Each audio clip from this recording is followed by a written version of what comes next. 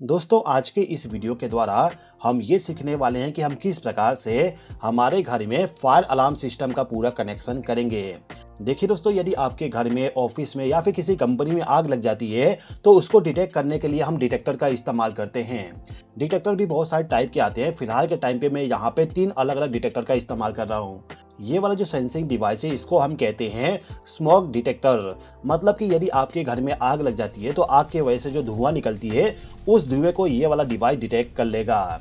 इसके बाद मेरे पास में यहाँ पे MCP है। MCP का फुल फॉर्म होता है मैनुअल कॉलिंग पॉइंट।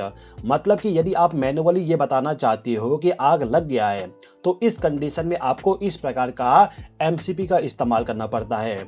ये जो डिवाइस है इसमें आप देख सकते हो यहाँ पे लिखा हुआ है ब्रेक ग्लास प्रेस हियर।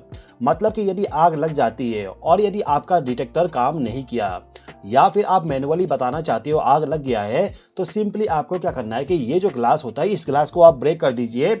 इसके द्वारा एक सिग्नल जनरेट हो जाएगा जिसको ये वाला पैनल डिटेक्ट करके उसका अलार्म जनरेट कर देगा। इसके बाद मैं यहाँ पे हीट डिटेक्टर का इस्तेमाल कर रहा हूँ।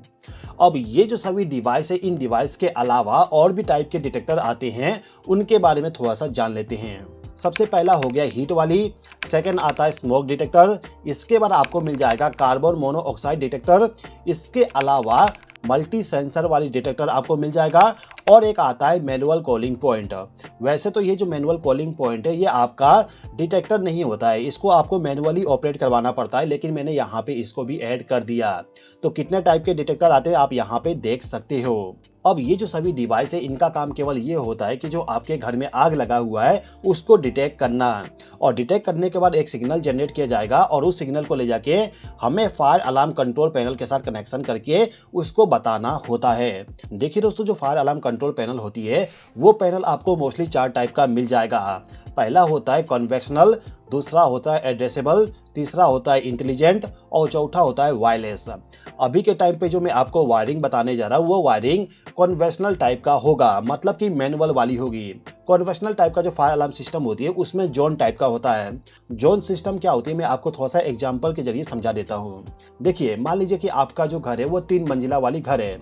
अब ये जो फायर अलार्म सिस्टम है इसका कनेक्शन आप इस प्रकार से करोगे जिसमें क्या होगा, जो आपका ग्राउंड फ्लोर है, ग्राउंड फ्लोर में जितने भी फायर अलार्म सिस्टम लगाए जाएंगे वो सभी के सभी एक वायर के जरिए कनेक्ट होगा। इसके बाद जो फर्स्ट फ्लोर होगा उसके लिए हम कनेक्शन अलग करेंगे और सेकंड फ्लोर के लिए अलग से कनेक्शन करेंगे, मतलब कि उनका सर्किट अलग अलग होगा। अब इसमें क्या होगा, जो आपका ग्राउंड फ्लोर है उसको हम मानेंगे जोन 1, फर्स्ट फ्लोर को मानेंगे जोन 2 और थर्ड फ्लोर को मानेंगे जोन 3। अब जिस भी फ्लोर में आग लगे उस फ्लोर का जो जोन होगा वो ही केवल इंडिकेशन ग्लो होगा। मतलब कि जो आपका कंट्रोल पैनल है इस पैनल में एक इंडिकेशन आएगा। इंडिकेशन में ये होगा कि जोन 1 में आग लगा है, जोन 2 में या फिर जोन 3 में। इस प्रकार का आपको इंडिकेशन देखने को मिल जाएगा। इसके बाद सेकंड टाइप का जो फायर कंट्रोल पैनल होती है वो होता है एड्रेसेबल वाली। एड्रेस वाली जो फायर अलार्म सिस्टम होती है उसमें क्या होता है कि जो आपका डिटेक्टर है इसमें एड्रेस सेट किया जाता है।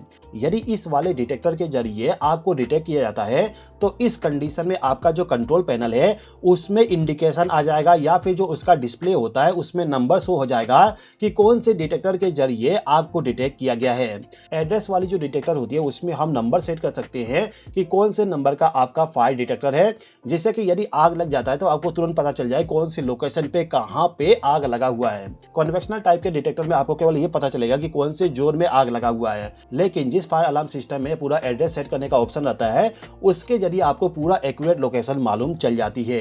केवल कंट्रोल पैनल को देख के आप पूरा बता सकते हो कहां पे आग लगा हुआ है। इसके बाद जो तीसरे टाइप का आता है वो होता है इंटेलिजेंट टाइप का। इंटेलिजेंट टाइप का जो फायर अलार्म सिस्टम होती है उसमें आपको ये पता चल जाएगा कि जो आपका डिटेक्टर है उसके जरिए आग को डिटेक्ट किया गया है या फिर कोई फॉल्ट आ गया या फिर आपका जो डिटेक्टर है उसको क्लीनिंग करने की आवश्यकता है। पूरा चीजें आपको कंट्रोल पैनल में बता देगा। तो इसके जरिए आपको पूरा एड्रेस भी मिलेगा, साथ ही साथ में क्या प्रॉब्लम है उसका भी नोटिफिकेशन आपको मिल जाएगा। इसके बाद तीसरे टाइप का आता है वायरलेस। वायरलेस में क्या होता है कि जो आपका डिटेक्टर है इसके जरिए कोई भी वायर का कनेक्शन आपके कंट्रोल पैनल के साथ में करना नहीं पड़ता है, पूरा वायरलेस तरीके से कम्युनिकेशन हो जाती है। तो फायर अलार्म सिस्टम 4 टाइप के होते हैं। अभी के टाइम पे मैं आपको कन्वेंशनल टाइप का जो वायरिंग होती है उसको एक्सप्लेन करूंगा। अब दोस्तों, जैसे कि मैंने आपको बताया, कन्वेंशनल टाइप का जो फायर अलार्म सिस्टम होती है उसमें हम जोन में डिवाइड करते हैं। मतलब कि आपका जो घर है उस घर को अलग अलग पार्ट में डिवाइड करके उसका पूरा वायरिंग करोगे।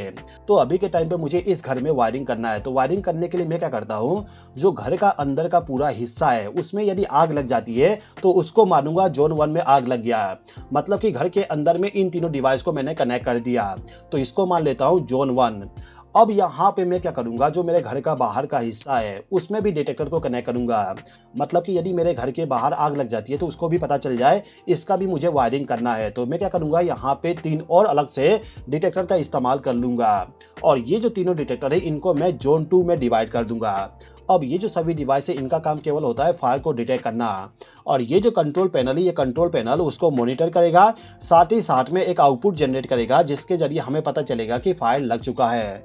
तो ये जो कंट्रोल पैनल है, इस पैनल के अलावा हमें एक हुटर का इस्तेमाल करना पड़ता है। आप चाहे तो मल्टीपल हुटर का भी इस्तेमाल कर सकते हो। फिलहाल के टाइम पे मैं केवल एक हुटर का इस्तेमाल किया हूँ। जब भी आग लगेगा ये हुटर बजना स्टार्ट हो जाएगा। अब ये जो सभी डिवाइस है, इन डिवाइस के अलावा हमें रेसिस्टेंस का भी इस्तेमाल करना पड़ेगा। जो रेसिस्टर हम इस्तेमाल करते हैं उसको हम कहते हैं EOL रेसिस्टर। इनका काम क्या होता है मैं आपको आगे एक्सप्लेन करूंगा। अभी एक्सप्लेन कर दूंगा तो आपको समझ में नहीं आएगा, इसलिए इसका कनेक्शन करने के बाद मैं आपको एक्सप्लेन करूंगा। अब ये जो फायर अलार्म कंट्रोल पैनल है, इस पैनल को पावर सप्लाई प्रोवाइड करने के लिए हम यहाँ पे स्विच बोर्ड का इस्तेमाल करेंगे, और इस स्विच बोर्ड में मैंने पावर सप्लाई का कनेक्शन कर दिया। अब ये जो स्विच बोर्ड है इसके साथ में हमें एक प्लग टॉप का इस्तेमाल करना पड़ेगा, और ये जो प्लग टॉप है इसके जरिए हम वायर को कनेक्ट करके ले जाएंगे, और जो हमारा फायर अलार्म कंट्रोल पैनल होती है उसमें आपको पावर सप्लाई कनेक्शन करने के लिए ऑप्शन मिल जाएगा, उसके साथ इसका कनेक्शन कर दीजिएगा।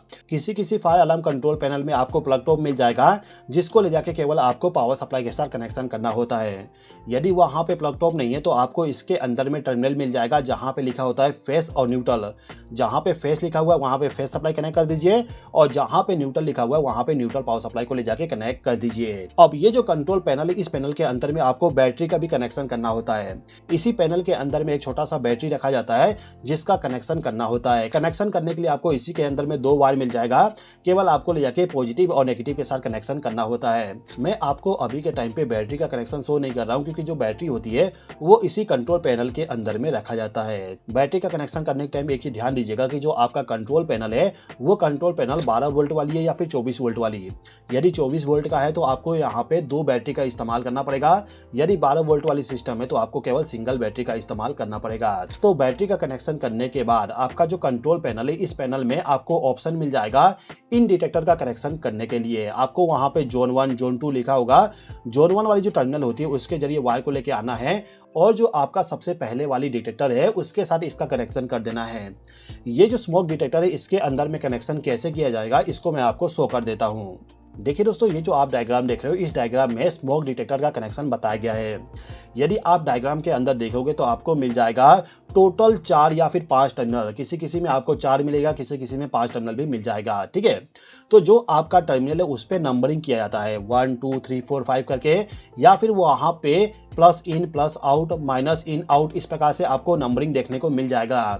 जिस भी जोन का आप वायरिंग कर रहे हो उस वायरिंग का जो पॉजिटिव पावर सप्लाई होगा उसको लाके पॉजिटिव इन पे कनेक्ट कर दीजिएगा, और नेगेटिव पावर सप्लाई जो होगा उसको लाके नेगेटिव इन वाले टर्मिनल पे कनेक्ट कर दीजिएगा। इसके बाद जो आपका आउट वाला टर्मिनल है उसके जरिए पॉजिटिव पावर सप्लाई और आपका जो नेगेटिव पावर सप्लाई है उसको ले जाके दूसरे डिटेक्टर के साथ कनेक्शन करना होता है। यहाँ पे 2 स्मोक डिटेक्टर का इस्तेमाल किया गया है। यदि आपके पास में दूसरा है तो सेम तरीके से आप कनेक्शन करते चले जाइएगा। आप किस प्रकार से कनेक्शन करोगे आप यहाँ पे देख सकते हो। तो फिलहाल के टाइम पे हमने इस डिटेक्टर को पावर सप्लाई प्रोवाइड कर दी है। अब जैसे कि मैंने आपको बताया कि जो आपका डिटेक्टर है वहीं से वायर का लूपिंग करके दूसरे डिटेक्टर को पावर सप्लाई प्रोवाइड करना है। तो आप क्या करिए, जिस पॉइंट से आपको आउटपुट पावर सप्लाई मिलेगा वहां से वायर को ले जाके आपका जो नेक्स्ट वाली डिवाइस है उसके साथ कनेक्शन कर दीजिए। फिलहाल के टाइम पे मैं यहाँ पे एमसीपी का कनेक्शन कर रहा हूँ। तो एमसीपी के पीछे में यदि आप देखोगे तो वहां पे आपको इस प्रकार से टर्मिनल मिल जाएगा।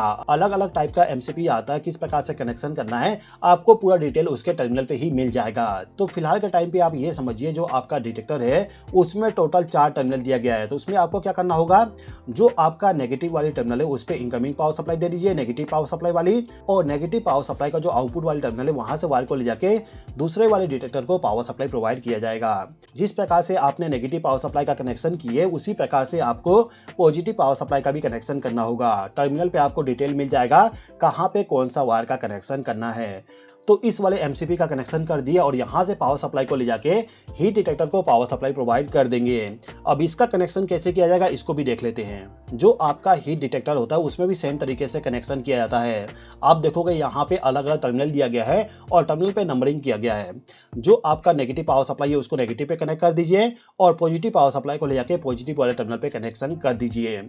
इसी प्रकार से जो आपका दूसरा डिवाइस होगा उसको पावर सप्लाई लूपिंग करके लेके जाना होता है। बाकी जो आपके डिटेक्टर होते हैं वहां पे भी वायर का लूपिंग ही करना होता है। ठीक है, अब जोन 1 में जितने भी आप डिटेक्टर को कनेक्ट करना चाहते हो उन सभी को कनेक्ट करते लेके चले जाइए और सबसे आखिरी वाला जो डिटेक्टर है उस डिटेक्टर से जो पावर सप्लाई आएगा उसको ले जाके आपको रसिस्टर के साथ में कनेक्शन करना होता है।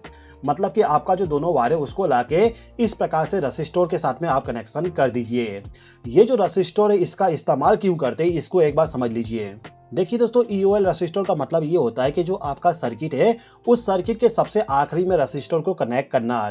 तो जो आपका रसिस्टर है उसको क्यों कनेक्ट करते हैं इसको एक बार समझते हैं। मान लेते हैं कि हमारे पास में एक बैटरी है और उस बैटरी के साथ में हमने एलईडी को कनेक्ट कर दी है। अब जो एलईडी है उस एलईडी को ग्लो करवाना है तो इसके लिए हमें पॉजिटिव पावर सप्लाई और नेगेटिव पावर सप्लाई दोनों को कनेक्ट करना पड़ेगा, तभी जाके एलईडी हमारा ग्लो होगा। अब यदि हम यहाँ पे कोई भी एलईडी का इस्तेमाल नहीं करते हैं, केवल वायर का कनेक्शन कर देते हैं इस प्रकार से, तो इस कंडीशन में शॉर्ट सर्किट हो जाएगा। मतलब कि यहाँ से बहुत ही ज्यादा करंट फ्लो होगा और जो आपका बैटरी बहुत ही जल्दी डिस्चार्ज हो जाएगा और जो आपका वायर है वो भी खराब हो सकता है। तो हमें यहाँ पे क्या करना होता है कि जो हमारा सर्किट है उस सर्किट के आखिरी में हम एक रसिस्टर को कनेक्ट कर देते हैं। रसिस्टर को कनेक्ट करने से क्या होगा, जो इसमें करंट फ्लो हो रही है वो करंट का अमाउंट कम हो जाएगा।